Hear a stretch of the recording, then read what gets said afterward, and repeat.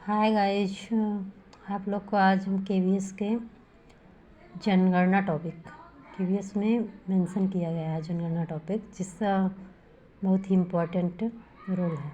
इससे 4 questions previous year में पूछे गए हैं 2018 के ही पेपर में। और पेपर हमने देखा नहीं है, लेकिन 2018 का पेपर हमने देखा, उसमें 4 क्वेश्चन मेंशन किए गए हैं। हर पेपर में ही तो मेंशन किया जाता है, जिसमें हमारा भारत की जनगणना जो है, इसका पहले एक बेस तैयार किया जाता है, बेस तैयार किए हैं, जिसमें पहला हमारा रहता है जनगणना जो है हमारी, ये केंद्र सरकार का विषय है। फिर संविधान की 7वीं अनुसूची में से शामिल किया गया है। जनगणना संगठन केंद्रीय गृह मंत्रालय के अधीन कार्यरत है, जिसका मुख्य उच्चतम अधिकारी जो है वो भारत का महापंजीयक एवं जनगणना आयुक्त होता है। वर्तमान भारत के जनगणना आयुक्त जो हैं डॉक्टर सी चंद्रमौली हैं। 2011 ईस्वी की जनगणना जो है ये 15वीं जनगणना थी, लेकिन स्वतंत्र भारत की जो थी वो 7वीं जनगणना थी। जनगणना 2011 ईस्वी का शुभंकर क्या था? प्रगणक शिक्षिका। इसका आदर्श वाक्य क्या है? हमारी जनगणना हमारा भविष्य। भारत में जनगणना की शुरुआत 1872 ईस्वी में लॉर्ड मेयो के कार्यकाल में शुरू किया गया था। भारत में नियमित जनगणना की शुरुआत 1881 ईस्वी में लॉर्ड रिपन के शासनकाल में हुआ था। जो 1881 ईस्वी के जनगणना आयुक्त थे वो थे W. प्लोडन। फिर हमारा आता है दशकीय जनगणना की शुरुआत 1790 ईस्वी में अमेरिका में हुई थी। 1801 ईस्वी की इंग्लैंड में जनगणना प्रारंभ हुई। इसके बाद 2011 की जनगणना के अनुसार भारत की कुल जनसंख्या जो है 1,21,08,54,977 थी, जिसे हम 121 अरब आता है, मेंशन किया रहता है क्वेश्चन में। फिर हमारा दूसरा क्वेश्चन है 2011 ईस्वी में जनगणना के अनुसार भारत की कुल जनसंख्या विश्व की कुल जनसंख्या के 17.5% है।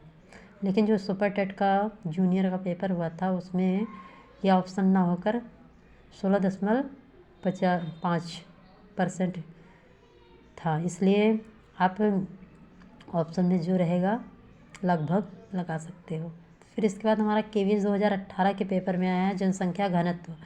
325 व्यक्ति प्रति वर्ग किलोमीटर से बढ़कर 382 व्यक्ति प्रति वर्ग किलोमीटर हो गया है। तो 382 ही आपका रियल का मतलब ये टॉपिक सही है, तो ये आंसर। फिर हमारा आता है लिंगानुपात पूछा जाता है। ये भी क्वेश्चन कि कहाँ का लिंगानुपात, जैसे आपने यहाँ उत्तर प्रदेश का या विश्व का, तो विश्व में जो हमारा ये है इसका लिंगानुपात है 1000 पुरुष पे 943 महिलाएं हैं।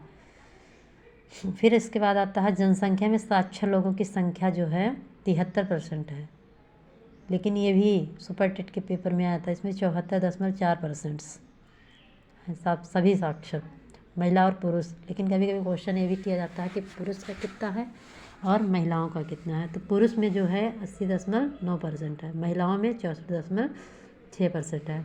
फिर इसके बाद आता है ग्रामीण क्षेत्र में न्यूनतम साक्षरता दर वाले राज्य आंध्र प्रदेश, जिसका 60.4% है।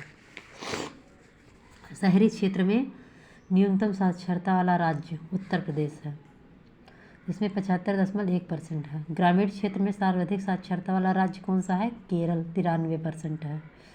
फिर देश में अब तक पूर्ण साक्षर घोषित किए गए एकमात्र राज्य क्या है? केरल। ये भी क्वेश्चन बहुत बार पूछे गए हैं।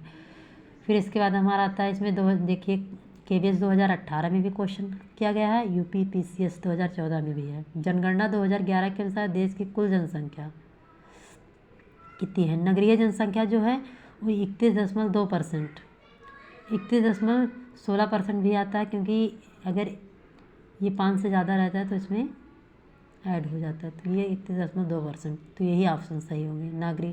नगरीय जनसंख्या जो थी वो 31.2% थी। ग्रामीण जनसंख्या कितनी थी? 68.8%। फिर महत्वपूर्ण प्रश्न जो एसएससी हुआ, केवीएस हुआ, यूपीएससी हुई, सभी एग्ज़ाम्स में किए गए हैं। तो इसमें होता है हमारा जनगणना कितने वर्ष में एक बार की जाती है, तो सबको पता होगा 10 वर्ष में। 2011 की जनगणना के अनुसार किस राज्य की आबादी अधिकतम थी? उत्तर प्रदेश की थी। ये भी एसएससी 2015 में पूछा गया था। फिर जनसंख्या के आकार की दृष्टि से भारत का सबसे छोटा राज्य कौन सा है? सिक्किम है। ये भी RRB 2003 में पूछा गया था। जनसंख्या के दृष्टि से भारत का सबसे बड़ा केंद्र शासित प्रदेश दिल्ली, और सबसे छोटा कौन सा है? लक्षद्वीप है। फिर हमारा आता है KVS 2018 में, एकदम एग्जैक्ट यही क्वेश्चन ही है। वर्ष 2011 की जनगणना के अनुसार देश में 2001 से 2011 दशक के दौरान जनसंख्या वृद्धि पर कितने प्रतिशत रही है? 17.7%। लेकिन ऑप्शन में 17.6.4 है, इसलिए अगर ऑप्शन में 17.7% दिख रहा है तब भी आप लगाओगे, और 17.6.4 है तब भी आप लगाओगे, क्योंकि लगभग ही दिया रहता है। फिर इसके बाद हमारा आता है 2011 की जनगणना के अनुसार किस राज्य में 2001 से 2011 की अवधि में जनसंख्या वृद्धि दर सर्वाधिक रही है? मेघालय। और न्यूनतम जनसंख्या वृद्धि दर कहाँ का है? नागालैंड का है। फिर UPPCA 2016 में है क्वेश्चंस। 2011 की जनगणना के अनुसार भारत के किस राज्य में सबसे अधिक जनसंख्या घनत्व कहाँ पे है? बिहार, 1106 वर्ग किलोमीटर। फिर हमारा आता है क्वेश्चंस, लिंगानुपात का परिकलन कैसे किया जाता है? देश में प्रति 1000 पुरुष पर महिलाओं की संख्या, जिसको हमने अभी अभी बताया है कि 1000 पुरुष पे 943 महिलाएं हैं। लिंगानुपात हम अपने यहाँ का, उत्तर प्रदेश का। फिर 2011 की जनगणना के अनुसार भारत में जनसंख्या का पुरुष स्त्री अनुपात क्या है? मतलब अपने यहाँ भारत की, ये क्वेश्चन देखिए, फिर 3 बार आपको ये क्वेश्चन मिले होंगे, बस पूछने का तरीका अलग अलग है। KVS 2018 में पूछा गया है 2011 की जनगणना के अनुसार भारत में जनसंख्या का पुरुष और स्त्री अनुपात क्या है? तो 1000 पे 943 महिलाएं। सन 2011 की जनगणना के अनुसार ग्रामीण जनसंख्या का सबसे अधिक अनुपात किस राज्य का है? हिमाचल प्रदेश, 90%। मेट्रोपोलियन नगर की जनसंख्या कितनी होती है? 10 लाख से अधिक।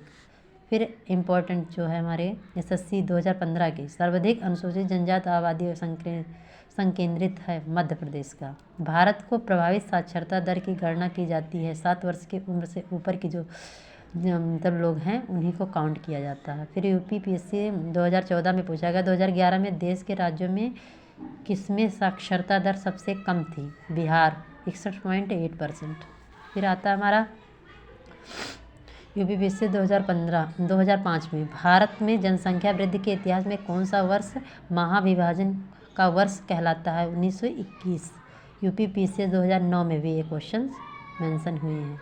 ये भी सब जनसंख्या संबंधित हैं। भारत में सर्वाधिक जनसंख्या वाले 5 राज्य, फर्स्ट पे उत्तर प्रदेश है 16.5%, सेकेंड पे है महाराष्ट्र 9.28%, थर्ड पे है बिहार 8.6%। थैंक यू या थैंक्स।